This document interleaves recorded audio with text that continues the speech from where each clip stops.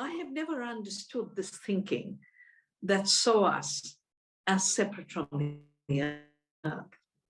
We are part of the earth, and separation is in fact an illusion. I did my PhD in the foundations of quantum theory on non-separability and non-locality. The quantum revolution 100 years ago taught us that the idea of separation, of essentialism, of inability to make change is so false. The reality is the world is interconnected. The world is one. You can do something to one particle here and it'll make a difference in space-time. That is the quantum world. But more importantly than that, the world is full of potential. In quantum theory, the potential is to be a wave or a particle. For humanity, it is to be creative and non-violent and loving, or to be destructive and treat destruction as creation. To be violent and to define war as the basis and metaphor of all of the economy. Why do we do agriculture of the kind that is hurting the earth and hurting us? 75% of all soil water destruction is because of industrial agriculture based on war chemicals. If you want me a definition from me, what is industrial agriculture? Introduction of war chemicals into farming. And agriculture is supposed to be care for the land, to bring violence and war into care for the land, for producing the food that's going to become us and become our bodies. That's why there's a war against our health. And I'm so glad to be joining Healy Hotels to bring back the idea of a living earth, living bodies, a living, intelligent, conscious universe. 50% of all greenhouse gases come from industrial agriculture, globalized food chain. 50%. My book, Soil Not All, goes into the details of it, and I've written a new essay called Plants, Planet, and People, the living earth and climate change, because we think of climate change as just this much parts per million, this much temperature increase. People in my land are dying today, not because of temperature change. They're dying because of intense rain, destruction of the forests, landslides. 60 people in my region of Uttarakhand have been washed away or buried in landslides in the last few days. Starting from 17th of October, we had very untimely rains. People are dying in Kerala. So these issues are no more issues of 100 years from now. They will be life and death issues. When we talk healing today, we're talking survival.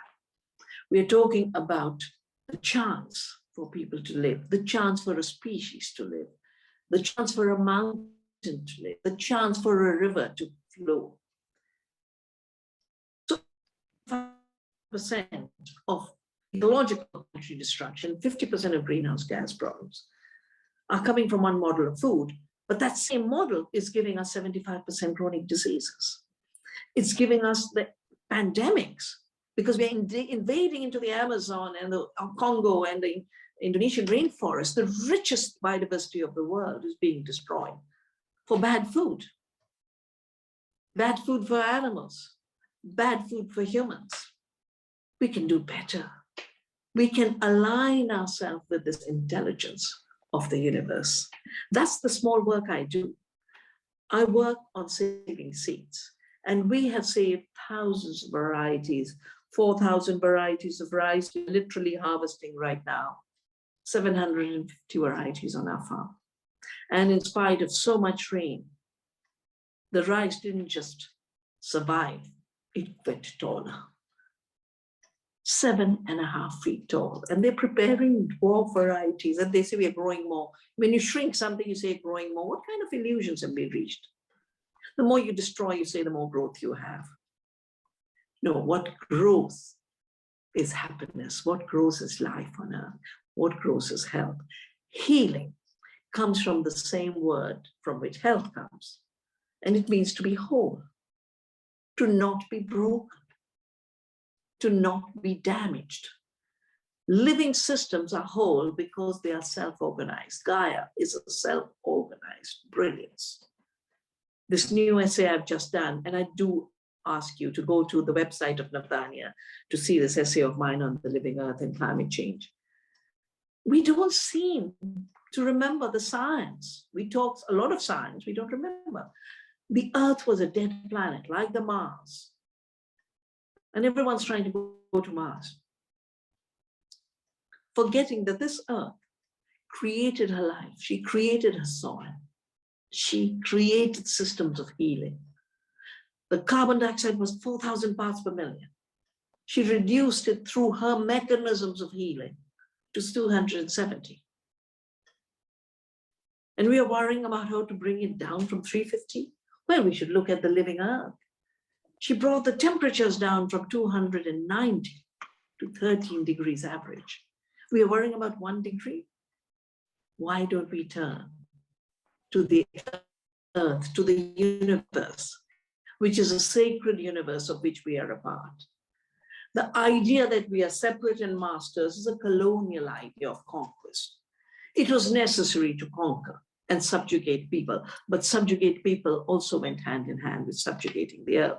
We got all kinds of scientific theories, called the scientific revolution, saying the earth is dead matter, the earth is just a machine, the earth must be enslaved. The liberation of humanity lies to be aligned with the earth and the universe. The earth, as Gandhi said, gives enough for everyone. We are finding that in our research at Vandana. You can visit the website of vandana.org, and we have a lovely Earth University. It's not a hotel, but Elizabeth and Anne, it would be lovely to join hands, because simplicity can also be a celebration. Sure. It is a healing place. It is where we grow organic food. We teach courses. We cook in healthy ways. And we live in the earth community. Over these years, this being part of the earth has grown in the philosophy of earth democracy. We are not separate from the earth. This apartheid that has been created of separation, we must transcend it, like we transcended this apartheid of South Africa. This separation is artificial. We are one humanity on one planet, and diversity does not mean separation. It in fact means union, because if we are all identical, we have nothing to give each other. The fabric of life, the fabric of healing is woven by biodiversity. It's through diversity we give and take. It's through diversity we have mutuality and cooperation. It's through diversity we have symbiosis. So let us celebrate our diversity and our oneness, our self-organization and our self-determination.